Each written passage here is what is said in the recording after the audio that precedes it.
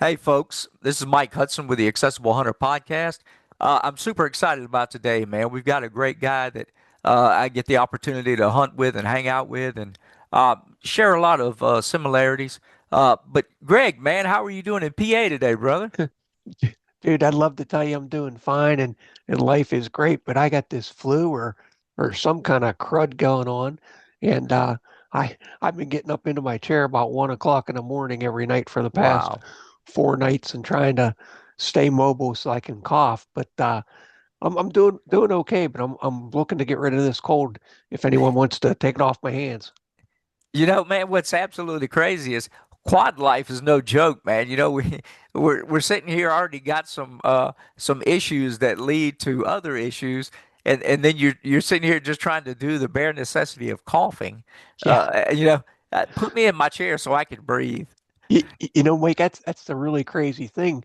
I can't independently cough, so Right. if I'm in bed, my wife has to quad cough me. But if I'm in my chair, I can throw myself forward onto this uh, wheelchair desk tray and kind of cough it up and get that out of my lungs. So it's a clown show for sure, brother. What we got to It- go through sometimes.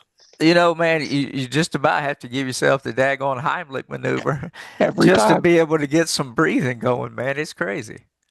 Yes, it is. Jay, man, how are you doing down here today, man? South Carolina weather's getting great. Yeah, it's nice. Spring is in the air, and soon we'll be chasing them thunder chickens. Man, you know what was absolutely crazy is what 2 days ago it was like 50 degrees. And then Right. yesterday we went to the state capitol and man, I got sunburned again, dude. It was Oh, 80 yeah. it was 80 degrees, man. Yeah. It's been nice. It's been nice getting warmer. I like the warmer weather. That I snow a just few weeks ago was no joke. yeah, and that's what me and Greg were laughing about, that here it is we got the bipolar weather, all the northern weather's coming down this way and I'm trying to Right. shift it back. Yeah. Right. Yeah, Hey, they can have yeah, it. Greg, come get your snow. It's down here, dude. Yeah. Yeah. We've been having some rain, but we're finally getting some 70-degree weather, I think, this weekend. So it's starting to warm up here in PA too, and I'm thankful for that because I am done with winter. I just don't want it to be one of those things where we get an early spring, everything starts to bloom, and then we kill it off. Yeah. Right. And that's crazy. But man, you're right, Jay. It's going to be time to get on those turkeys soon, dude. Yes, sir. That and wet a hook, man. I'm ready. Yeah. Man, Jay, so for the people that don't know you, do you mind introducing yourself and telling them a little bit about your injury? Yeah. So my name's Jay Youngblood. I was injured in 2018. I was a deputy sheriff after I got out of the military. I flew off my motorcycle doing about 60 miles an hour, chasing a car around a track, just doing training. And I was paralyzed at a T4 level, and I've been in the chair since 2018. So not too long. That's what it's about, dude. It's sad to say that each year we got new people joining our ranks, and Right. uh, and so advocacy is really about just trying to make sure we're doing right by the guys and girls beside us.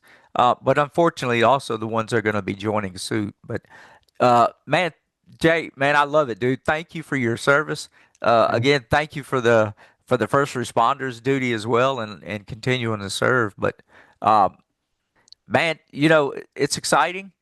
We get to do a lot of stuff together and looking Oh, forward yes, to sir. doing a lot more.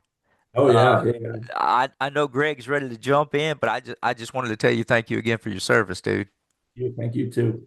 Absolutely. And Jay, I had a little bit of experience riding bikes growing up, and I decided to sell my street bike whenever I looked down and I was doing about 125 and Oh, yeah. thought I was doing 60, and I said, I gotta sell this bike or it's gonna be the end of me. So I Right. sure miss riding them. I don't know if you miss riding them or not, but Oh yeah, I mean, it was fun. It was fun until I was flying. The landing kind of sucked, but the flying. yeah. yeah, yeah. The first half was pretty good. It was a sudden stop that always gets us. Yeah.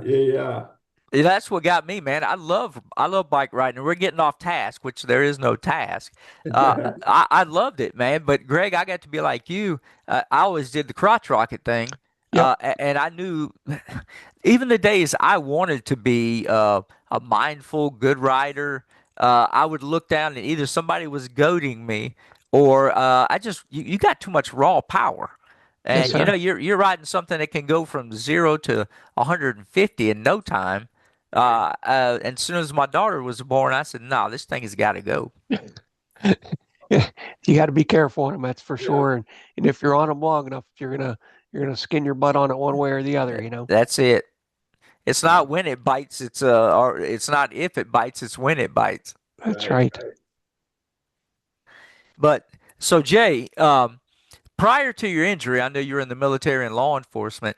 Um, how much hunting and aspects did you do prior to that? A lot of outdoor activities, hunt, fish, or Yeah, so I grew up as soon as I can hold a rod. My dad had a fishing rod in my hand, and grew up hunting and fishing. And I grew up out in California, so hunting and fishing out there versus South Carolina is way different. And oh there's a lot yeah, of opportunity out here. But yeah, I started from a young age, and then when I was in the military, I tried to get some hunting and fishing in here and there. And every deployment I went on, I found somewhere to fish. So I fished in Iraq and fished in Haiti and yeah, fished all over. So, but a lot of hunting, a lot of hunting now. I California, I did a lot of duck hunting. Out here, I yeah. do a lot of hunting. So, You know, I'm not a big California guy. I've been through, hit LA, that kind of. yeah, I'm just yeah. curious, and I've never done any hunting in California, but we always see a lot about Second Amendment issues and all that. How is that in comparison to South Carolina? You see, we all got guns here, but Oh yeah. what's the attitude like there? Is even as a hunter, how were you treated as a hunter with that way? Well, so here out in free America, I like to call it, Yeah, dude. my Yeah. my suppressor that I just ordered a few weeks ago is about to be shipped to my front door Yes. in California. You can't even have a suppressor. So, No. yeah, and background checks to get ammo, just to buy ammo is ridiculous. For me, when I was working in law enforcement, it was a little bit easier to get guns and stuff Sure. because I didn't fall under the same stipulations, but Sure. out here, it's nice to be able to walk in the store and walk out with the rifle in your hand or Yeah. gun in your hand and not have to do background checks for ammo and get nickel and dime for everything that you want to do in the outdoors. And yeah, yeah. I mean, California, it's just everybody loves the idea of hunting, but it's just they make it so difficult for you to even get the necessary tools to do it. And then when Yeah. hunting season comes around, everybody and their mom is out in the woods driving the roads and stuff. So Yeah. it's You night and day difference between here and there. you can shoot ducks, just not our ducks. Yeah, Yeah, yeah.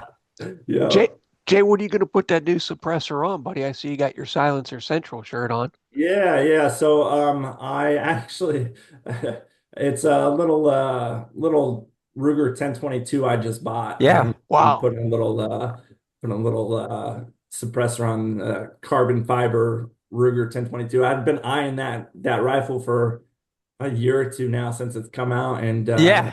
it went on sale the other day, so they kind of forced my hand to buy it. So I You ended up had buying it. to. Yeah, yeah. I You're don't gonna have to bring that thing over, man, so we could Oh try it yeah, out. definitely, definitely. I don't think you can have more fun at a range than shooting a 22 rifle. I mean, I Right. could be wrong, but man, I just love shooting a 22. Yeah, super cheap ammo too, Yeah. and Yep. you can just plink all day. Yeah, It, that's one of the things too. We bring them over here, and that's what we do because in the AR format, we've got a couple different in the Smith, the M&P, M&P. We got the Oh H and yeah, K, yeah. and it's easy enough to put them on a standard rifle, and it's the Right. same length and whatnot. But that's what I'm looking at too for suppressing those. And it, as well as I do, it doesn't make them silent. It doesn't make them. it, Right, It right. just takes Yeah, that high it's pitch not the out. movies where you can't hear them and yeah. Nah, yeah, nah, Hollywood and yeah. no, not at all.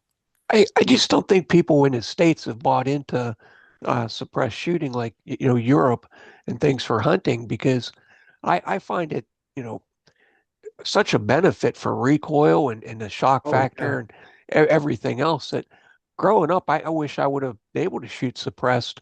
Growing up, I think it would have made me a better shooter. Right, right.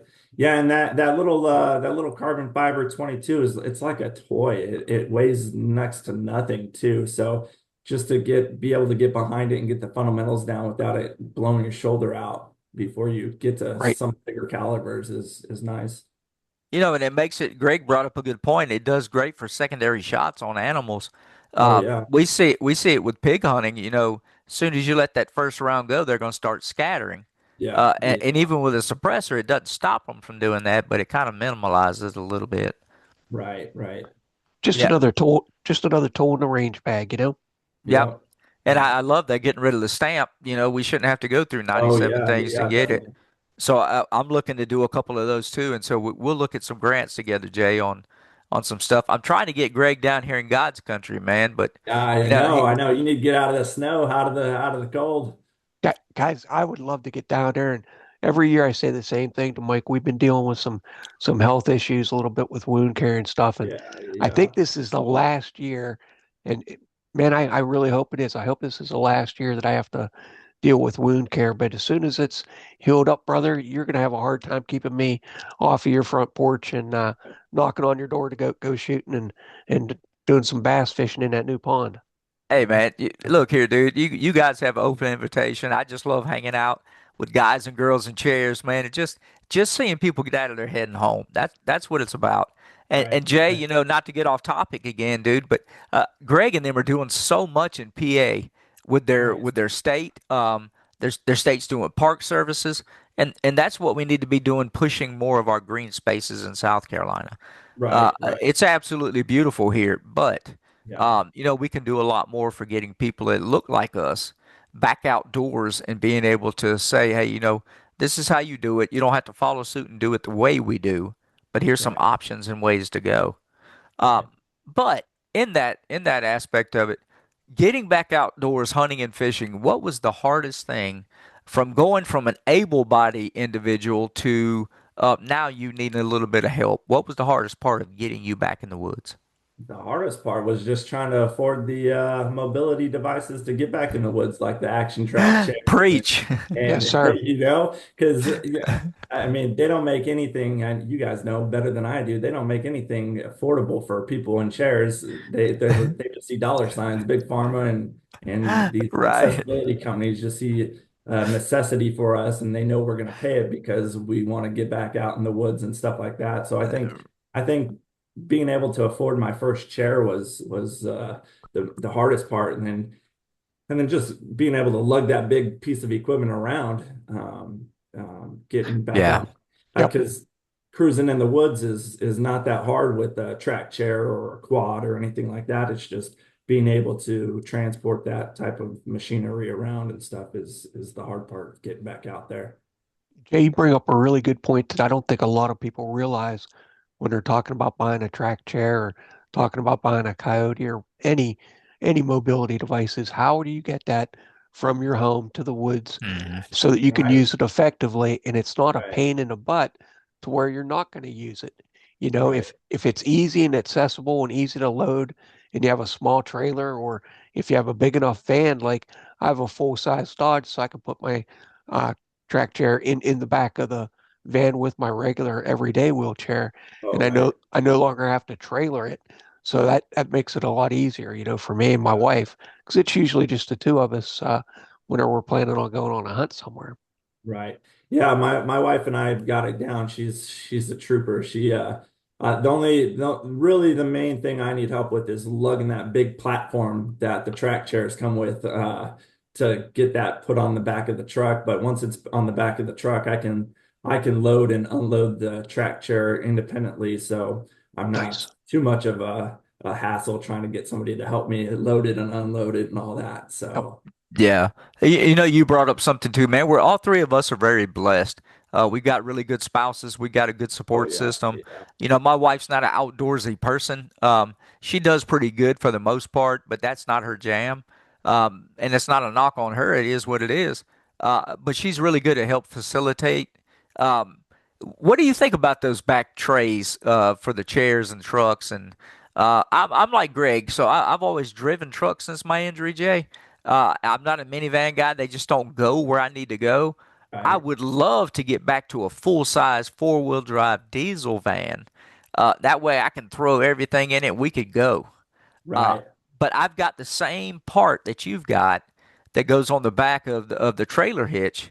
I just hardly use it because coming off of my SUV, it seems like it wants to bend. I don't want to say bend, but it does. It does droop. Oh, it bends. It bends all right.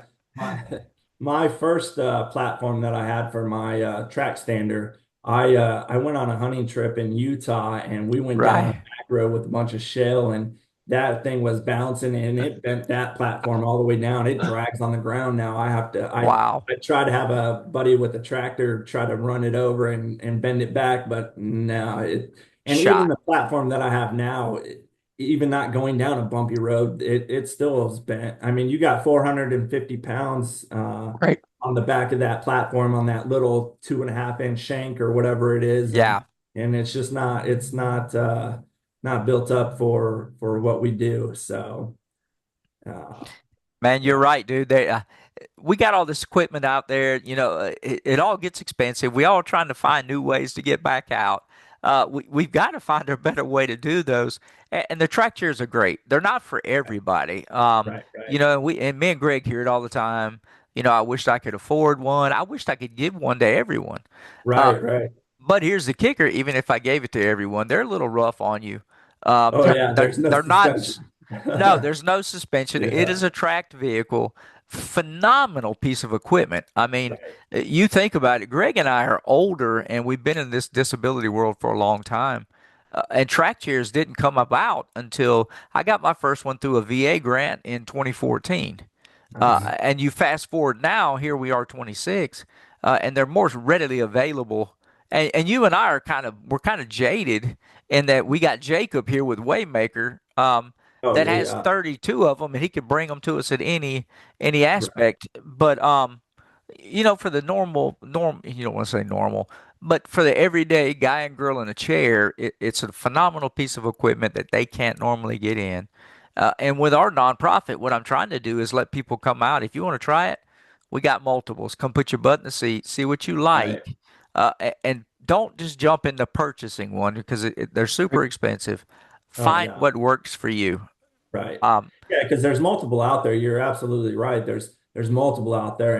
yeah, And when I was newly injured and I was fortunate enough to go up to Craig in Colorado and yeah, they have a big program up there that has the track chair. They have a whole bunch of different ones I was able to try out and stuff and see which one I liked. And I think the track chair at the time suited the needs of what I needed. And but I mean, you got the Outrider Coyote now, which I would love to sit in one of those and try it out. And yeah.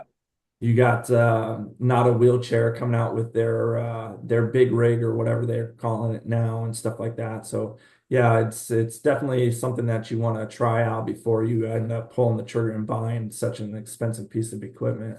Very true. Ab Absolutely. It's like buying a Ford or a Chevy or what have you. They all got their pluses and minuses, and Right, they right. all got different price tags too. So, Yeah, you know, yeah. that's something to keep in mind. You know, uh, you said something just a second ago, Jay. I don't know if a lot of people picked up on. Greg and I we're blessed. We got to go to Shepherd Center in Atlanta, and I know you went to Craig. The year I got hurt, me and Superman got hurt the same year together, Oh, and so me and Christopher Reeves got hurt. I was blessed enough to meet his family, and they were debating okay. on were they going to send him to Shepherd or Craig, and Craig's one of those phenoms too. It's just like Shepherd in that Right. these guys, that's all they do: head and spinal cord injuries, and they get after it. Um, Yeah. and what do you think the biggest aspect was when you first got hurt and you got to Craig? Um, how was that rehab different than the hospital that you might have gone to when you first got hurt and they were triaging you? Well, so I went to a hospital in California and not to fang them or anything, but they get the bare minimum chapter in the Right. textbook of spinal cord injuries, you know. Yeah. You don't deal with it day in and day out like Shepherd Center or Craig. So 2 months at the hospital when I was first injured versus 2 hours at Craig, it was like night and day difference. Like Yeah. I Yep. learned more in a 2 hour session than I did in 2 months at the hospital in California, so Yeah. That's right. I learned way more dealing with Craig and able to come back. I mean, not come back from the injury, but learn how to cope with the injury and get back to everyday life and how to use my wheelchair and how to maneuver this new way of life. Mhm. Jay, I'm just shaking my head at you because rehabilitation, I feel their major job is to educate the person, educate you about spinal cord injury, educate you about the assistive technology that's available, educate you about how you're going to move forward at your pace, but also be able to achieve things that you never thought that you could. Right, And if you get to a good rehab hospital, they're educating you for the rest of your life because you got what 8 weeks, maybe 10 weeks in a rehab at most, and then right. you're out in the world and trying to make it and making decisions based on what they've taught you over those weeks. Oh yeah. Yeah, and to I mean just everyday wheelchair skills from a manual wheelchair like popping a wheelie to pop up on a curb or popping a wheelie to go Yeah. down a hill or whatever. It's like the fourth physical therapist who I had at the hospital in California, he was trying to teach me how to pop a wheelie, but he was teaching me all wrong. Yeah, So I'm Yeah. like, this doesn't make sense, and you're gonna make me tip out of the chair. Like, I don't Right. know if this is the right way or not, but jeez. Rehab sets the pace, in my opinion, for the rest of your life. And if you go to one right, of these good rehab facilities, it's not just about we're out here showboating, we want to learn to pop a wheelie. It's about the logistics of getting from A to B. And right, there's times that we're going to have to do that. But I think the rehab really sets us up for a new normality of life. right, The life we had prior to is dead, and we have to kind of mourn that and move on. Uh, right. but but Jay, when you first got hurt, man, how was that transition going from able-bodied guy to now differently abled? Oh, it was rough. I was a do-it-yourselfer, like do everything Yeah, independently. I was living on my own, had my own house, was working a ton of overtime to put more money back into the house to get it how I wanted it and everything. And then from going to doing everything on your own to all of a sudden sitting in a chair and not being able to do 90%, I would say, of what I used to be able to do and having to ask for help. I think that was the hardest part was just having to ask for help, yeah, having Yes. to rely on other people to help you do small little things, just like, yeah, hey, that's up on the top shelf. Can you grab that for me and bring it down? Or going to the grocery store and trying to push a cart around it from a chair and not being able to reach anything on the top shelves and having yeah, to stop some random person like, hey, excuse me, do you mind helping me grab that from the top shelf, please? yeah. You get to I become think that a was the hardest part was just, yeah, the fact that I needed a little bit more help than was used to. you get to become a good communicator when you're in a Oh, wheelchair. yes, definitely. You have to learn how to talk with people, how to ask for help, how to accept help.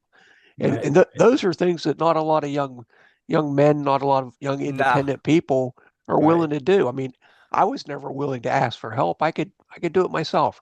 Yeah, you I didn't need to ask people or be nice or what have you. I could just do it.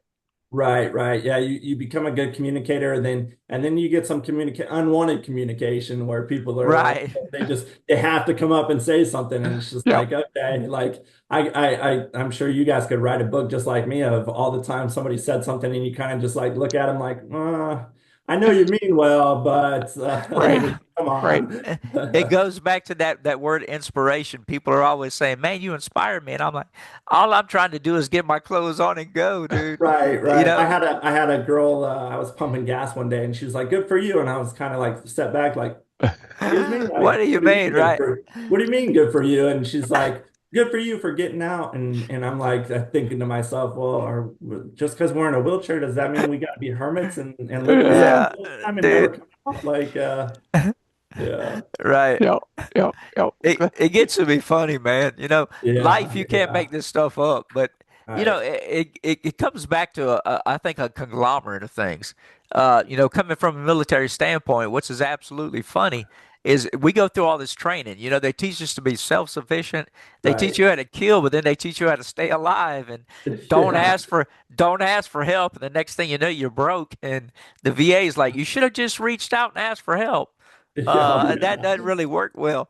But getting back to communicating and asking for help, I know it's terribly difficult, man. It is for me. Oh yeah. And I don't want to say Still is from hard. oh, it makes it terribly hard. And Yeah. me and Greg, we laugh because almost every week we talk about our spouses. I wear my wife out with just every day asking for something.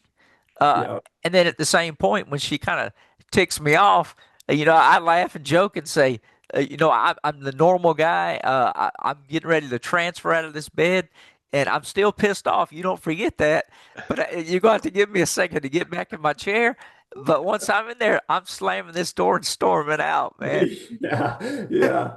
It's So funny because the wife and I get into it or whatever, and I'll be all pissed off trying to get in the chair, and I'm trying to get in the chair quick to get out of there or whatever, and I'll slip or something, and I'll be Slit like right, hanging right. hanging one butt cheek on the chair, trying to like, all right, I need help. Can you come help me? I'm still Yeah, mad. I'm Like, come still pissed off, on. right? the Yeah, Don't argument you forget suspended. it. Yeah, Oh yeah, yeah, we're going to suspend arguments for 5 minutes to get in right. this chair. Then it's back on. Yeah, right. it's on. It's on. But man, here's the kicker too. So I've got a child, and well, not a child anymore, but my daughter was 18 months old when I got hurt, and so she grew up not knowing any different than dad Right. in a chair. Right. I personally think, well, I would like your opinion on it first. I know you got kids in a great family. How do you think kids and chairs kind of coincide? And just from your personal standpoint, how do you think that changes the prognosis or the outlook of the child seeing guys and girls like us? I mean, kids are great. They're so innocent and they don't know Yeah, any better. So they're very yeah, honest and blunt. And it's funny because when I first started dating my wife and I met her kids, she had three kids from previous relationship. And right. her boys came over and we got to talking about, oh, can I date your mom? And he's like, no, you can't date my mom. I'm like, well, why not? And he's like, oh, because you're in a wheelchair. And you should have seen his mom's face. His mom's Uh, face, she like a deer in the headlights and turned freaking ghost white. Like, oh, I can't believe he just said that. I'm so sorry. I'm like, no, he's a kid. He's fine. Like, but Yeah, they've been great. Like, and I have a little one of my own now. So I have three stepchildren and right. one of my own. And it was kind of like an instant family when I married my wife. They were younger, but now they're 10, 13, and 17. So for them, I mean, they're curious, they want to know like why are you in a wheelchair? And they ask all the questions that people don't really want to ask. So trying to sit down and explain to them like, hey, I flew off a motorcycle and got hurt and broke my back and they're just very inquisitive, but it's been, I mean, for them, I think it's good for them to grow up around somebody in a wheelchair because it makes them more acceptable and understanding of everybody's situations, not only sure. just people in chairs, but other people with disabilities as well. And I think it teaches them to be more empathetic and helpful uh, Yeah, throughout their life. That's a really good way of putting it, Jay. And you know, is growing up as kids, we need a little bit of responsibility in our life, whether that's yeah, doing daily chores or, helping somebody sometimes or Right, helping the neighbor or helping an elderly friend or the grandparents or what have you. And I don't think we see that enough anymore. I right, mean, right, it used to be, and I'm not a big guy to say all the good old days, but you know, it used to be you could know the neighbors in your area, yeah, and if right, somebody yeah, needed their grass cut or sidewalks, shoveled or what have you, as a young person, you'd go and kind of take care of that. Nobody had to like, right. walk you by the hand over to shovel Mrs. Metzko's walk off for her. We yeah, just kind of did it, Yeah, yeah, and yeah. And I think growing up with somebody with a disability, you realize that we all need help, and I think it makes people more helpful to others around them.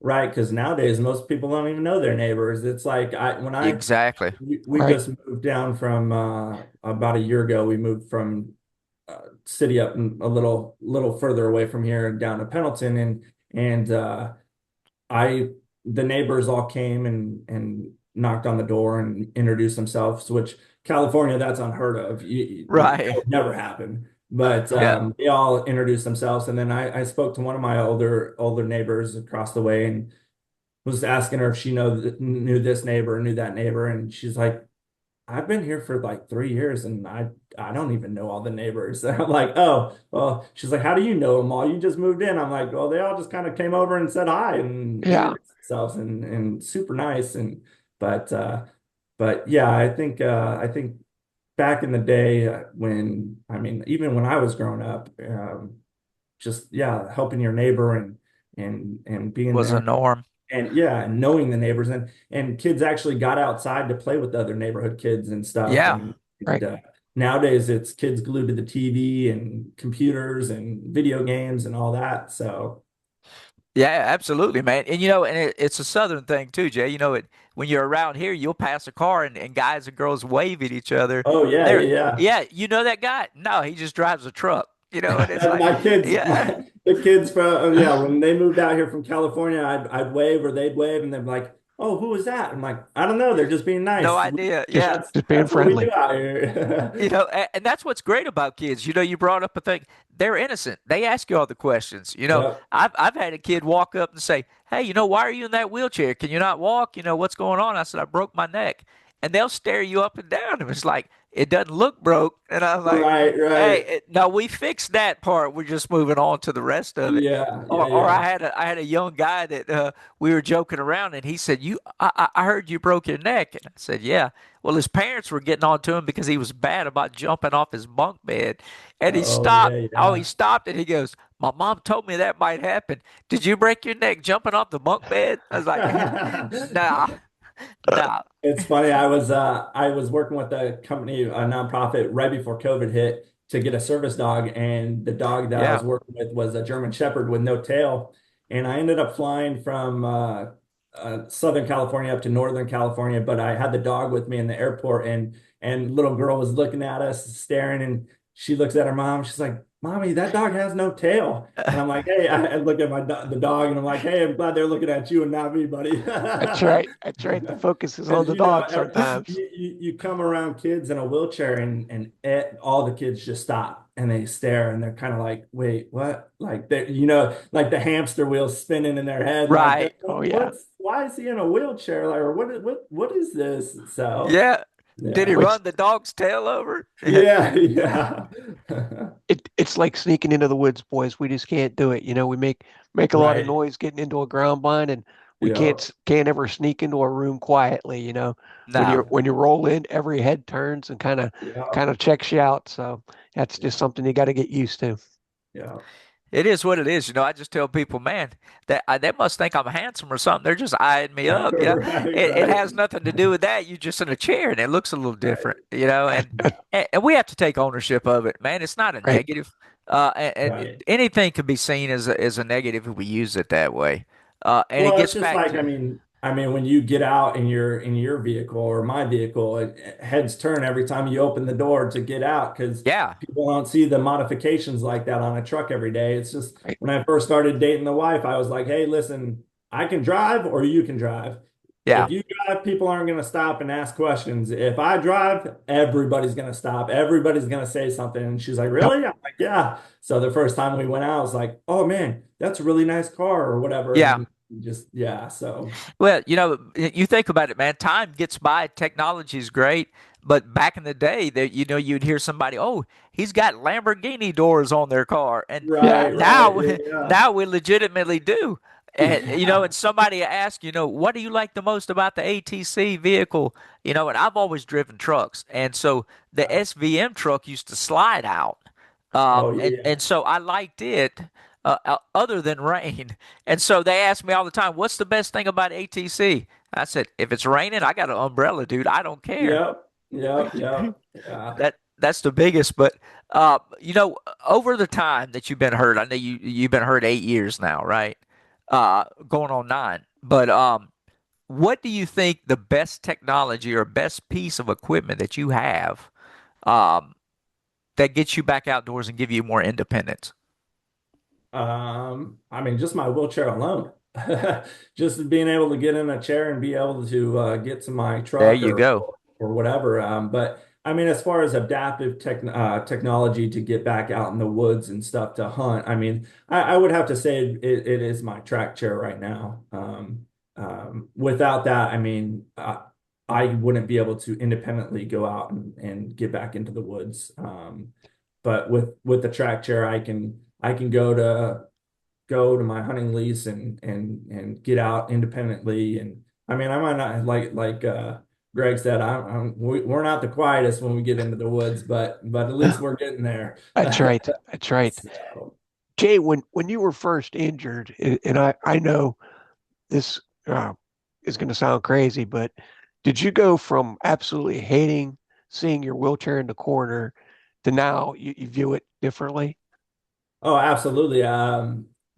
When I was first injured and I was in the hospital bed and they wheeled a wheelchair in there, I'm like, I don't need that. I'm gonna Yeah. be walking in a few Yeah. days. Like, what are you Yeah. bringing that thing in here for? Like, I Yep. don't want that. But Yep. now, yeah, it goes from I don't want that to just like a pair of shoes, you know? Yep. Yeah. Yeah. Exactly. It Yeah. It's what gets us there. It's a mobility device. It's not a Right, negative, right, you know. And we can't look at ourselves as less than. I mean, right. it's how we get from A to B. You know, I'm a turtle now. That's just my Yep, shell. yep. And it's what gets us there. But we look at the crazy part of it. The first thing we do when we go to an airport is they make us more dependent by taking our independent device away and putting us on a behavioral seat. And I I know I'm opening a can of worms with that, man. Yeah, I just got back from Florida, so Yeah. I was down there and actually I love flying Southwest. I absolutely Yeah. hate American Airlines. I've had so many Eh, issues with them, but I a few flights. Well, I got stranded in Dallas. They lost my chair for over 2 hours, and I was stuck in right. a chair that an airport chair where it has no wheels on it to propel yourself. So No. it pretty much stuck me in the corner, and the wife and the kids had to go to use the bathroom and stuff. And I'm like, well, just leave me here. I guess I'll be here waiting for my chair. And Yeah. right. so there's a lot of advocacy that could be done in trying to make changes with transportation. But yeah, Yeah. I find myself staring at the plane, looking at the guy, whoever's grabbing my wheelchair, and making sure that they're handling it with care because most of these guys don't care and they just throw them around and come back up from the jet bridge and they're all broken and I don't know how many times I've had my chair that needs repairs because they've mishandled it and stuff. So Exactly. And you're on vacation for a week and your chair's not oh running yeah, right. And yeah, and what do? You've right, paid for a Vacation's hotel. over. Yep, yeah, you paid for a hotel room and Disney resort passes, and you're stuck inside in a bed somewhere because your chair is broke. yep, yeah, Man, and we've talked about that in the past. And Jay, you're right. That the advocacy needs to continue and being able to do that. You wouldn't be okay with somebody coming up just banging on your leg, but yeah, right, that's right, exactly what you're doing on my chair. And we've had guys and girls that have gone on vacation in a manual chair, which we're getting into discrepancies between manual and power, and right. blah blah blah. The normal folks do not understand that the stipulations between it, but how do you break a titanium chair? You had to put in effort to make that happen, my man. Right. Right. Yeah. And if there's a will, there's a way. And they find Yeah, that way every time. I'm just like, man, I mean, come on. Like, and able-bodied people don't look at it like, oh, that's their legs. That's how they get around. They just right. see it as a piece of equipment and they just throw it around and throw it under the plane. And yeah. It makes it difficult, man. But we're getting off task again a little bit. Yes. And no, no, no. Here's the good thing, man. A lot. I know you a little bit better than most of the guys and girls that are listening to this podcast. But I had two different things. So one, Greg hadn't seen it yet, but you mentioned Utah earlier. So Oh, yes, sir. Greg, dude, I'm not going to steal your thunder. He got something delivered this week. I'll let him tell you about it. Yeah, let me Uh, see if I can. I don't know if my camera will be able to show it, but I got a I don't know if it will with it being blurred in the background. Oh no. Oh yeah. Yeah, yeah. Oh man. So I was fortunate enough to go on a elk hunt in Utah with a good group of people out there and shot this big nice 6x6 bull elk and it got delivered this few days ago actually. Yeah. But that was one of the bucket list hunts that I never thought I was going to be able to go on being in a wheelchair. You know, it was always a dream hunt of mine when I was walking and just never got the chance to do it. And then coming in becoming a wheelchair user and I'm like, oh man, that's a lot of backwoods packing and hiking and trying to get there. And I got fortunate enough to go to Utah and right outside of Price and this bull elk was bedded down on an old logging road about 350 yards across the canyon from me and I was able to shoot it and it dropped right there on that old logging road. So the guys, all they had to do is drive up the Jeep and slide it right on the Yeah. trailer and drive it out. There was no pack out or anything. Right. Just like the plan called for, in other words, right? Right. Yeah, yeah, yeah. Oh, And that's that by far not only because that hunt was by far the most sentimental and memorable hunts of my life because it was the hunt that was the first hunt that my wife and I went on together. Although she Yeah. didn't shoot anything, she was there with me. And poor girl, we're up over 10,000 feet. She got freak altitude sickness. Winded. Yeah. Oh, yeah. Oh yeah, she was just the first day, the first morning. We wake up and I'm getting ready and stuff, and she's like, "I'm not feeling good. I feel like I'm gonna throw up." And I'm like, "Oh, you got altitude sickness." She's like, "I'm just Yeah. gonna sleep in. I'll go hunting this afternoon with you or whatever." I'm like, "Okay."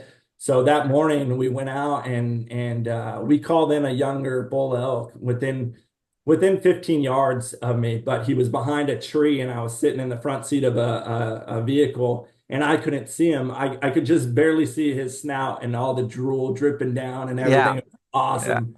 And I wasn't able to shoot him and I was like, oh, bummer. And Thank then God. Right.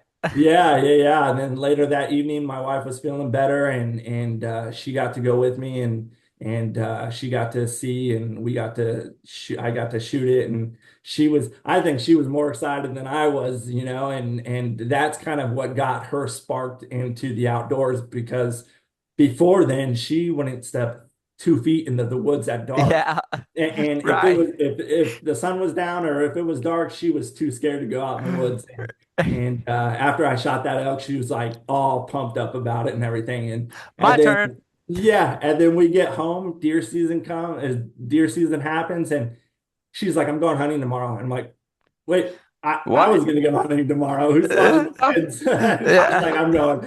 She went out that whole season and she put in the work and by herself too. And we had a property about an hour from here and nice food plots put in and everything. And she was out there every time that she could. And she ended up shooting her first buck actually. She thought it was a doe and it ended up being a spike and she ended up shooting it, but she was pumped up. She was so excited about it and everything. And that kind of sparked her outdoor adventure. But it was that yeah, that hunt's probably by far the most memorable. what an amazing experience for both of you to share that together, Jay. Yeah, yeah, yeah, definitely. Yeah, it opens up eyes, man. We're able to teach somebody something different and get her Right, out of Cali, get her out of California and being able to show her a little bit about outdoor aspects. And it's not a knock on Cali or anything like that. It's right, just, right, right. it's a little different, different Oh yeah, parts of the yeah. world. And man, that's a phenomenal trophy, an amazing memory that you guys get to share. But I know now it opens up a logistic nightmare that me and you were texting about. It's like, all right, where do we put this big dude? Oh yeah, yeah, yeah. He's massive. He's a lot bigger than I remember, but Yeah. yeah, he came out so good too. Oh man, that thing looks awesome, man. I'm excited to Like, see it in person, dude. yeah, yeah, yeah, Yeah, definitely. that's my dream hunt right there. But Yeah, well, hopefully we can get you on it with those guys. Those guys out in Utah are awesome. I, Mr. Jeff, he's super, And Super. we'll tag those guys at the end of this, and being able to show organizations that are getting people out there and getting after it. Yeah, But yeah, definitely. man, we bring up so many different aspects of it. Technology, memories, and being able to get back out and go. So you fulfilled that bucket list hunt. I got to ask you, man, do you got another bucket list hunt? What would be on there next as far as animal or location? My wife, the bucket list hunt for her is caribou, and Yeah. I think it would be cool to get her on to go hunting with her and see her shoot Oh her bucket yeah. animal. So Yeah, I think if I can make that happen, or find somebody who can make that happen, that would be cool. Well, I'm she's sure we can definitely do it. next up on the list. Yeah, Yeah, and man, here's the kicker too. I've been hurt a long time. Whether it's shooting clays or shooting targets or shooting an animal, whatever, I get more joy out of watching somebody else do it. Uh, right, now, don't get me wrong. I want to be on the trigger as well, but right, man, it's gotten to the point now where I love filming.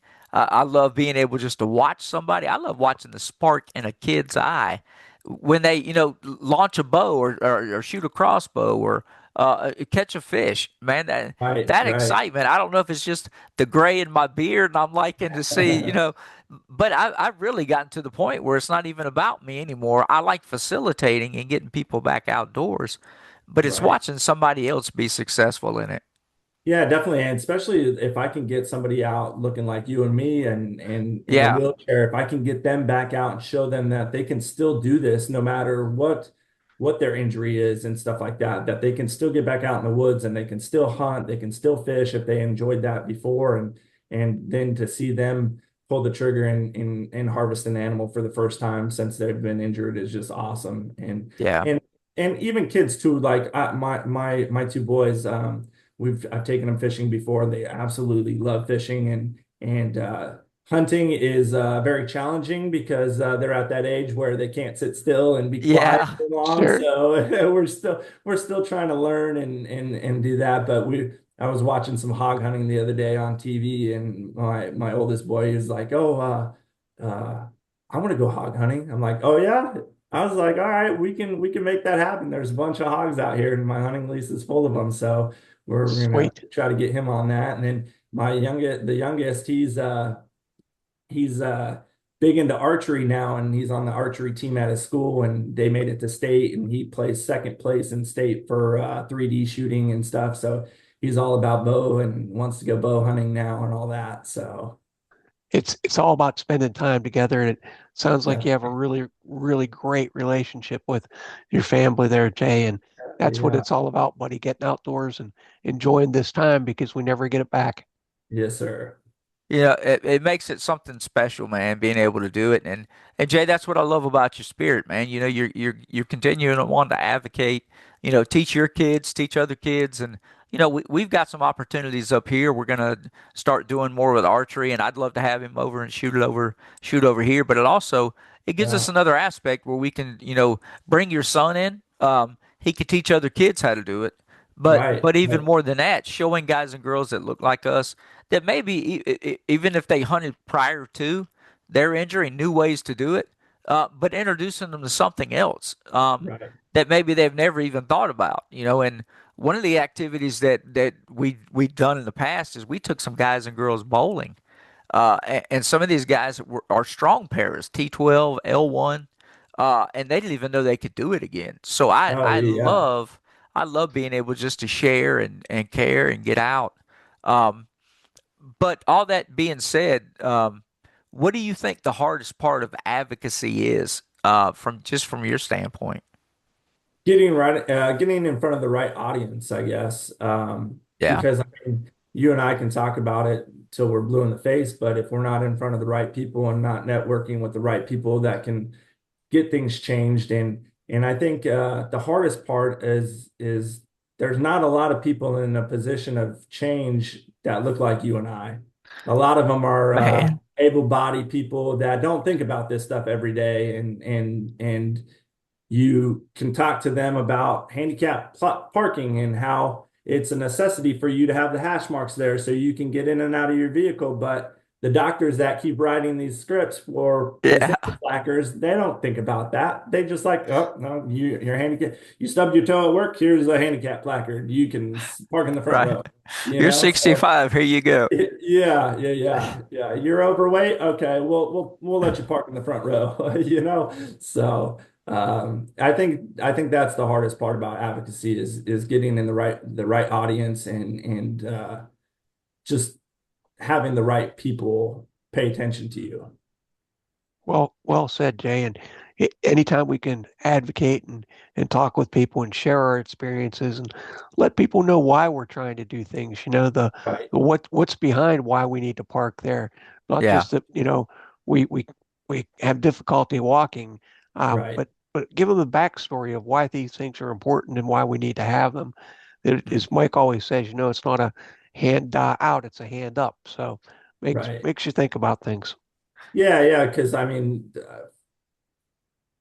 I don't know. I mean, I can only assume able-bodied people are just thinking, well, they just want special privileges and stuff. It's not that we're looking for special privileges or handouts. We're looking for accessibility and being able to live life like we used to, Right. but a little differently with our mobility devices and stuff like that.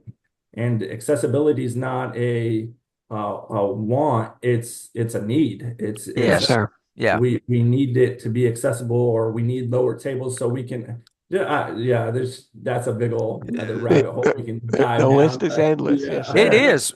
Yeah. is. You guys bring up some great points, and that's what it's about. It's just about uh, uh, being able to share and show why we need it. Right, And sometimes we don't even know what we need until we're in that. And right, right. prior to my injury, man, I'd see somebody in a wheelchair, and I was just ignorant. It wasn't them; Oh it was yeah, me. yeah, yeah, yeah. I It's never definitely me. Yeah, I never thought about needing wider doors or needing a ramp or anything like that until I was actually found myself in a wheelchair. Like Right. I never thought about Right. accessibility needs before my accident. Well, you and I would have been a different law enforcement officer had I known that hey, these guys need that great. I Oh got the yeah. capability now, dude. Cars are snatched. I'm jerking every Oh, car. I mean, I worked in the traffic unit for a long time Right, before right, my accident, and that was one thing I did do was enforce the handicap placards and stuff. I would go around and confiscate placards and stuff all the time for people misusing them and stuff. But right. I never thought about it before. Like, hey, the hash marks are for wheelchairs and not just people who are fat and lazy and don't want to walk an extra Yeah, 5 feet. You know? Jeez. it would have been rough, man. I'd have been Yeah, snatching a car. You're done. You're out of here. yeah, But yeah. man, this time always goes by so fast, man. We're doing Oh, these for sure. podcasts. But if you had somebody new or injury in front of you right now, what would be the biggest piece of advice you'd give that person? That life's not over. That's no matter what you're dealt in life, that you can always still find the joy in things that you used to do, no matter if it's a little bit different the way you thought it was going to be or whatnot. But life's not over, that you can still keep on pushing. I loved how you said that, Jay. Find the joy. Always look for the light. Always look for the joy in life. And if you don't get to the very top, what did you lose? Yeah. You're Right. still out there enjoying life and trying to get after it. And Yeah. I liked how you said that, buddy. It's fantastic being able to come on these things, and I look forward to doing it each and every week with Greg, and he's gracious man and lets me come on here. I'm just a old hillbilly that just loves to get out and hunt and fish and continue to go and being able to share. And Jay, man, that's what I love is none of us asked to be in this position. Right. We're not Right. trying to really inspire, and I don't want anybody to ever feel sorry for saying that. That somebody's an inspiration because we all strive to inspire somebody. Right. I want my daughter to be a better person, and I want the people around me to be happy and healthy, and I inspire for those things. But bigger than that, I just want people out of their head and home, and Yeah. Yeah. that's one of the things that we get to do each week. And thank you for coming on here and sharing just a little bit about your story. But Thanks uh, for having me. I appreciate hey, it. man, we'll get you back on here again and Yeah. definitely Yeah. because we didn't even spark getting into looking. Here you are yesterday looking like RoboCop. And Oh yeah, a lot of yeah, people yeah. don't know about Yeah. that. I kind of wanted to get into the biomechanics of the e-suits, and Oh yeah, yeah. Greg and I didn't even get to get down that road yet. But man, thank Well, you for Jay, sharing just a little bit of time. And go ahead, Greg. No problem. I, Thanks. I was just gonna say, Jay would love to have you back on because I want to hear about the ectoskeleton and Oh yeah. the kind of things you're doing with that. And Mike, you're right, the time always goes by so quickly. But Jay, thank you for your time today. And folks, Yeah, thank you guys. thanks for listening to the Accessible Hunter podcast. And we'll have Jay back on again and send in your questions for him because this guy's got a lot of experience and we would love to hear more.